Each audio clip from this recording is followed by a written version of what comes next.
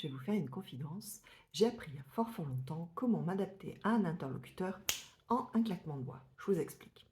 Je suis issue d'une école de commerce, l'INSAC à Bordeaux pour pas la citer. J'en suis sortie en 1993. Oui, je sais, c'est vieux. Je suis vieille ou je suis vintage, comme on veut. Bon, bref, c'est pas le sujet. Donc, à l'époque, parce que je ne sais pas si ça existe encore aujourd'hui, il y avait une épreuve finale qui s'appelait le grand oral, qui était une épreuve redoutée et redoutable. Pourquoi redoutée? Parce qu'en fait, on ne pouvait absolument pas s'y préparer, puisque nous devions tirer au sort un sujet sur une thématique qui n'avait aucun rapport avec nos études. Donc, ni marketing, ni management, ni finance, mais sociétal, culturel, sportif, bref, à part lire, puisqu'à l'époque on lisait, des livres, suivre des conférences, suivre beaucoup l'actualité, à part ça, on ne pouvait pas faire grand-chose. Donc, eh bien, je me présente à cet oral, grand bocal, je tire un sujet au sort, et là j'ai deux mots sur mon papier qui me satisfont puisque c'est le féminisme. J'avais plein de choses à dire, des auteurs que j'avais lus, donc des citations en tête, plutôt rassurée.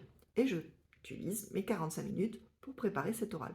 Et je gratte, et je gratte, et je gratte, et je gratte. Vient l'heure de mon passage, je toque à la salle d'examen, pas sûr de moi, ça reste un examen, mais bon, j'étais quand même assez contente de ce que j'avais fait. J'ouvre la porte, je me retrouve face à 4 personnes, déjà ça fait beaucoup.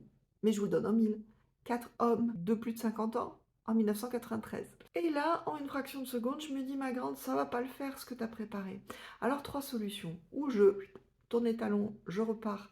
Ouais, bon, mettre en l'air 5 ans d'études pour ça, c'est quand même ballot. Je n'ai pas choisi cette solution. Deuxième solution, je fais ce que j'ai préparé, mais je vais le subir cet oral parce que ça va pas le faire. Troisième solution, je m'adapte à eux.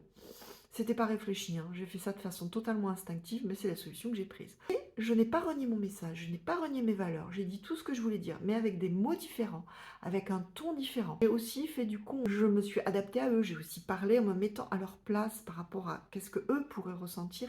J'ai utilisé l'humour parce que ça fonctionne très bien. Je les ai fait rire d'ailleurs. Résultat, j'ai eu 18 sur 20, donc j'étais plutôt fière de moi.